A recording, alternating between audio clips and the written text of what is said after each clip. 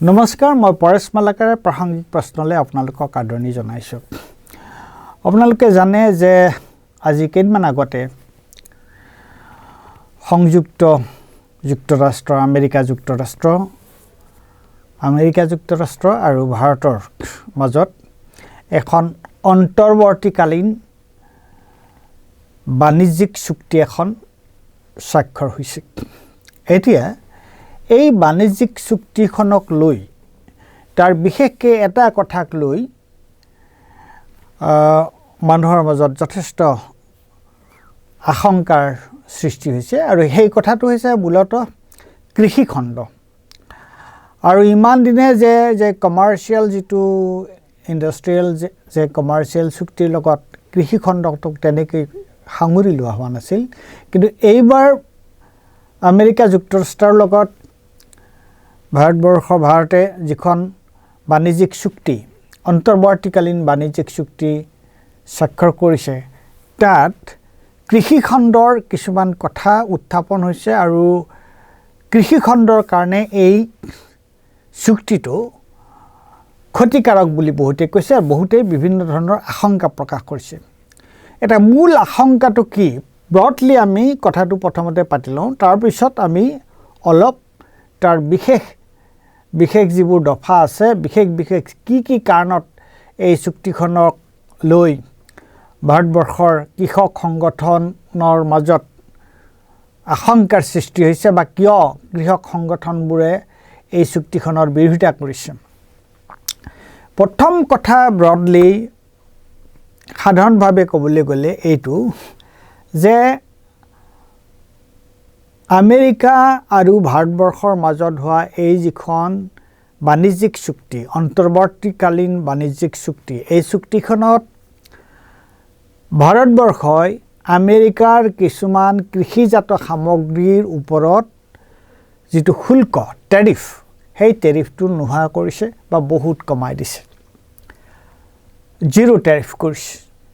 এতিয়া ফলস্বৰূপে কি হ'ব যে আমেৰিকাত যিবোৰ কৃষকৰ যিবোৰ সামগ্ৰী, বিভিন্ন ধৰণৰ সামগ্ৰী, সেই সামগ্ৰীবিলাকে আমাৰ ভাৰতবৰ্ষৰ বজাৰ ভৰি পৰিব। দুটা কথা খুব গুৰুত্বপূৰ্ণ কথা, সেইটো হৈছে যে আমেৰিকাত এগ্ৰিকালচাৰেল ছেক্টৰত, কৃষিখণ্ডত আমেৰিকা যুক্তৰাষ্ট্ৰই তেওঁলোকৰ ৰাষ্ট্ৰই তেওঁলোকক যথেষ্টখিনি ভৰ্তুকি দিয়ে, ছাবচিডি দিয়ে আৰু সেইকাৰণে তেওঁলোকে যিবোৰ বস্তু তাত উৎপাদন কৰে, কৃষিজাত সামগ্ৰী যিবোৰ তাত উৎপাদন কৰে, সেই কৃষিজাত সামগ্ৰীবিলাকৰ ওপৰত যদিহে শুল্ক টেৰিফ যদি লগোৱা নহয়, তেতিয়াহ'লে ভাৰতবৰ্ষৰ সেই একে বস্তুবিলাক ভাৰতবৰ্ষৰ কৃষকে যদি উৎপাদন কৰে আৰু ভাৰতীয়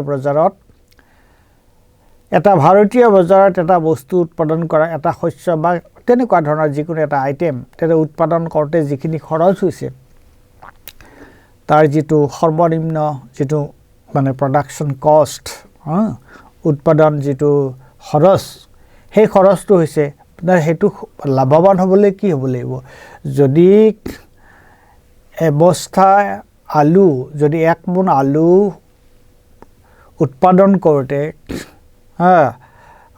যদি আৰু মই ধৰি লৈছোঁ কিমান, মই সেই কথাটো কোৱা নাই, উদাহৰণ হিচাপে ধৰি লৈছোঁ 1 মোন আলু উৎপাদন কৰোঁতে যদি 500 টকা বা 300 টকা 400 টকা খৰচ হয়, তেতিয়াহ'লে তাৰ বজাৰ মূল্য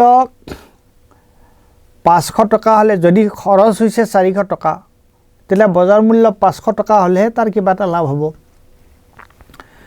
এতিয়া প্ৰশ্নটো হৈছে যে বাহিৰত আজি আমেৰিকাত তেনেকুৱা ধৰণৰ, মই প্ৰতিটো আলুৰ কথাটো কোৱা নাই, তেনেকুৱা ধৰণৰ সামগ্ৰী তেওঁলোকে তাত আমেৰিকাৰ কৃষকে সেইবোৰ উৎপন্ন কৰিছে আৰু তাত তেওঁলোকৰ যিটো উৎপাদন যিটো খৰচ, সেই খৰচটোত তেওঁলোকে ৰাজভঁৰালৰ পৰা তেওঁলোকে সাহায্য পাইছে, ৰাইজ সাহায্য পাইছে। গতিকে তেওঁলোকে সেই বস্তুটো আৰু ভাৰতবৰ্ষলৈ যেতিয়া সেইবোৰ ৰপ্তানি কৰা হৈছে, ভাৰতবৰ্ষই যেতিয়া সেইবোৰ আমদানি কৰিছে, তেওঁলোকে ৰপ্তানি কৰিছে, আমি আমদানি কৰিছোঁ, কৰিলে তাত যদি আমি শুল্ক নলগাওঁ, টেৰিফটো যদি তাত জিৰ' কৰি দিয়া হয়, টেৰিফ যদি লগোৱা নাযায়, তেতিয়াহ'লে সেই বস্তুবোৰ যেতিয়া ভাৰতৰ বজাৰত যেতিয়া আহি যাব, তেতিয়াহ'লে সেই বস্তুবিলাকে আমাৰ যিটো স্থানীয় যিবোৰ বস্তু আছে, সেই স্থানীয় বস্তুবিলাকৰ লগত তাৰ যিটো প্ৰতিযোগিতা হ'ব, দামৰ প্ৰতিযোগিতা মানে দামৰ, সেই প্ৰতিযোগিতাত আমাৰ স্থানীয় বস্তুবিলাক তিষ্ঠি থাকিব পাৰিব জানো? আৰু স্থানীয় বস্তুবোৰ যদি তিষ্ঠি থাকিব নোৱাৰে, তেতিয়াহ'লে আজি যিসকল লোকৰ জীৱন জীৱিকা কৃষিৰ ওপৰত নিৰ্ভৰশীল হয়, তেনেহ'লে তেওঁলোকৰ কি অৱস্থা হ'ব? গতিকে মূল প্ৰশ্নটো হৈছে এইটোৱেই যে তোমালোকে টেৰিফটো যেতিয়া কমাই দিলা, টেৰিফটো কমাই দিয়াৰ লগে লগে তেওঁলোকে যেতিয়া ভাৰতৰ বজাৰত আহি গ'ল, আহি যোৱাৰ লগে এনেও আপোনালোকে দেখিছে আজিকালি বজাৰত গ'লে বিশেষকৈ আমি দেখা পাওঁ, ফল মূলৰ ক্ষেত্ৰত আমি বহুত দেখা পাওঁ যে আগতে এইটো অৱশ্যে থাইলেণ্ডৰ পৰা অহা বুলি কয়, আৰু আমেৰিকাৰ পৰাও আপেল, তাৰপৰা অন্য বিভিন্ন ধৰণৰ ফল, সেইবোৰ আগতে আমি আমাৰ বজাৰত দেখা পোৱা নাছিলোঁ, আৰু সেইবোৰ কিন্তু অত্যন্ত দামো বহুত বেছি।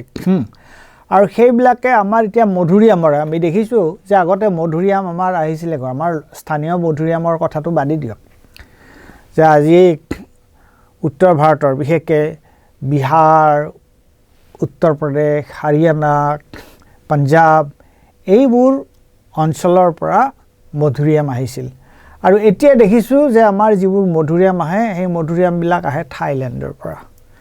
গতিকে আৰু তেওঁলোকক হয়তো সস্তা দামত আহে, আমি ইয়াত দাম ঠিকেই দিব লাগে, আমি ইয়াতে 150 টকাই দিব লগা হয়, কেতিয়াবা আনকি 200 টকা পৰ্যন্ত হৈ যায়। অথচ আমাৰ স্থানীয় মধুৰিআমৰ কথাটো বাদেই দিয়ক, যে এলাহাবাদৰ মধুৰিআম কিমান সোৱাদৰ মধুৰিআম, বা বিহাৰ বা হাৰিয়ানা বা পশ্চিমবংগ বা পাঞ্জাৱ, তাৰ মধুৰিআমো এতিয়া আমি বজাৰত তাত নাই, কিয়নো বাহিৰৰ পৰা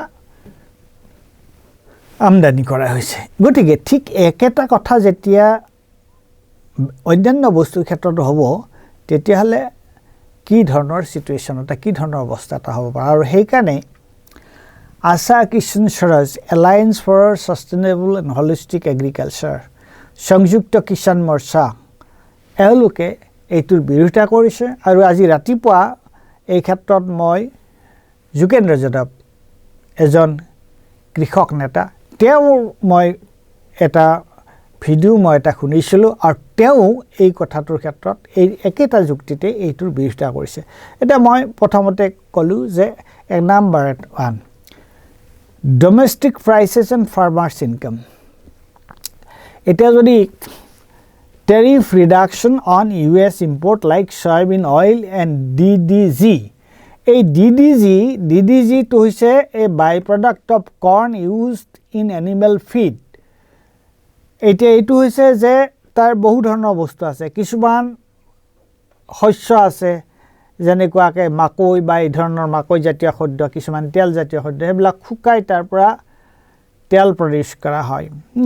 গতিকে এইবোৰ যেতিয়া, আৰু বিশেষকৈ চয়াবিন যিবিলাক ফাৰ্মাৰ আছে, সেইটোৱে তেওঁলোকে বিশেষকৈ এইকেইখন দেশত ক'ত এইবোৰ মানে মহাৰাষ্ট্ৰ, মধ্যপ্ৰদেশ, ৰাজস্থান, তেলেংগানা এইবিলাকত তেওঁলোকে এই মেজ, জোৱাৰ এইবিলাকৰ খাদ্য এইবিলাক খেতি কৰে। এতিয়া সেইবোৰ বস্তু যদি আমেৰিকাৰ পৰা আমদানি কৰা হয়, তেতিয়াহ'লে এই কৃষকবিলাকে যিবিলাকে এইবোৰ খেতি কৰিছিল, তেওঁলোকতো বুঢ়ে কপালে হাত দিব লাগিব নহয়, তেওঁলোকৰ অৱস্থাটো বেয়া নহ'ব জানো? তাৰপিছত অন্য কথা এটা আছে, সেইটো হৈছে concerned over genetically modified products, GM products, genetically modified. এইটো আৰু সাংঘাতিক কথা। এতিয়া জেনেটিকেলি মডিফাইড প্ৰডাক্টবিলাক কি হয়, তেওঁলোকে লেবৰেটৰীত জেনেটিক সংশ্লেষণ কৰি তেওঁলোকে কিছুমান বস্তু কৰে, আৰু সেইবোৰ যেতিয়া আমাৰ ভাৰতবৰ্ষলৈ আহিব, এইটো কি আমাৰ যিবোৰ স্থানীয় যিবোৰ প্ৰজাতি, লোকেল যিবোৰ ভেৰাইটি আছে, সেইবিলাকক আৰু সেইবোৰ কম দামত দিব, আৰু কম দামত দিলে আমাৰ স্থানীয় বস্তু মানুহে নিকিনা হ'ব।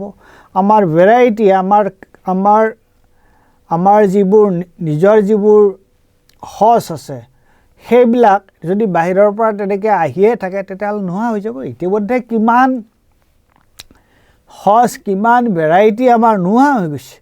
গতিকে এইটোৱে মানে এটা আমাৰ কাৰণে এটা আমাৰ যিবোৰ বস্তু আমাৰ মাটি পানীৰ লগত গুণ থকা বস্তু, মাটি পানীৰ লগত সম্পৰ্ক থকা বস্তু, সেইবিলাক আৰু যিবোৰ গুৰুত্বপূৰ্ণ প্ৰশ্ন ইয়াত কি হয় যে আজি এটা স্থানীয়ভাৱে যিবোৰ খাদ্য প্ৰস্তুত হয়, ফল মূল শাক পাচলি, এই যে ফল মূল শাক পাচলি এই যে স্থানীয় আৰু বাহিৰৰ পৰা অহাৰ মাজত পাৰ্থক্যটো কি?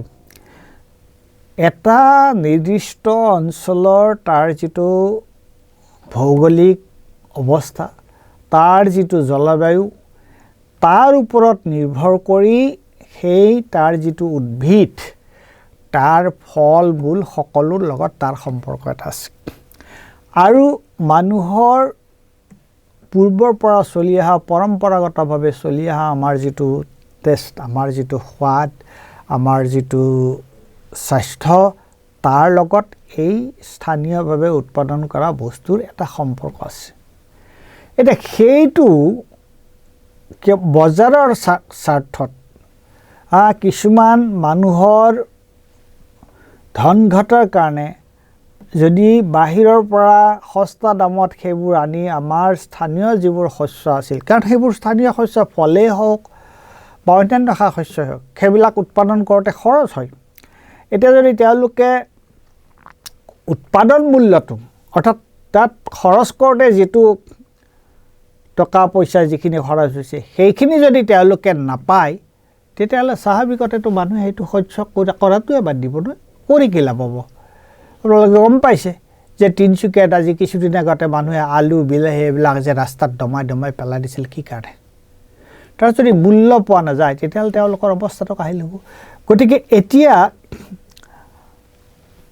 এই যিটো ভাৰতবৰ্ষ আৰু আমেৰিকাৰ মাজত যিটো এই বাণিজ্যিক চুক্তি যিখন হৈছে, সেই বাণিজ্যিক চুক্তিৰ ফলতো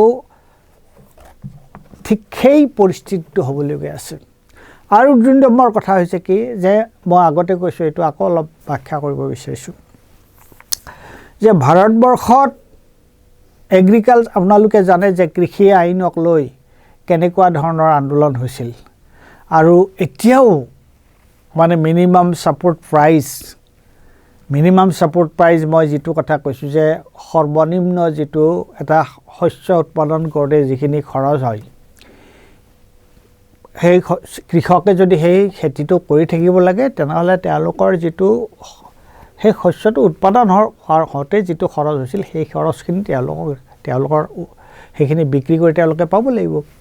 এতিয়া দুটা কথা গুৰুত্বপূৰ্ণ। এটা হৈছে যে আমাৰ ভাৰত চৰকাৰে তেওঁলোকক যদি মিনিমাম প্ৰাইচ ছাপোৰ্টটো তেওঁলোকক যদি নিদিয়ে, কৃষকসকলক নিদিয়ে, আৰু তেওঁলোকক যদি অন্যান্য সা সুবিধা নিদিয়ে, ফলস্বৰূপে কি হ'ব যে ১ নম্বৰ হৈছে সেইটো যে ন' ছাবচিডি টু এগ্ৰিকালচাৰেল ছেক্টৰ, তাত বা যিখিনি তেওঁলোকে ডিমাণ্ড কৰি আছে সেইটো তেওঁলোকক যদি দিয়া নহয়। আৰু ২ নম্বৰ, এই আমেৰিকাৰ লগত হোৱা এই যিটো বাণিজ্য চুক্তি, এই চুক্তিৰ যোগেদি যদি বাহিৰৰ বস্তুৱে আহি আমাৰ বজাৰ ভৰি যায়, তেতিয়াহ'লে কি হ'ব?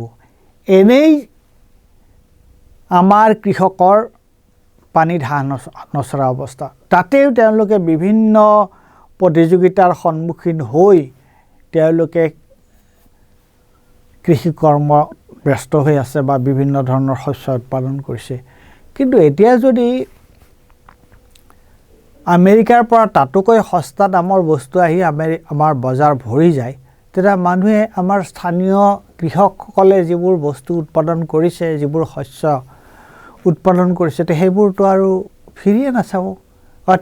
তেনেহ'লে তেওঁলোকতো এই কৃষি কৰ্মৰ লগত জড়িত এই যে লাখ লাখ লোক, তেওঁলোকৰ কাৰণে এইটো এটা কেনেকুৱা বিভীষিকাৰ সৃষ্টি হ'ব।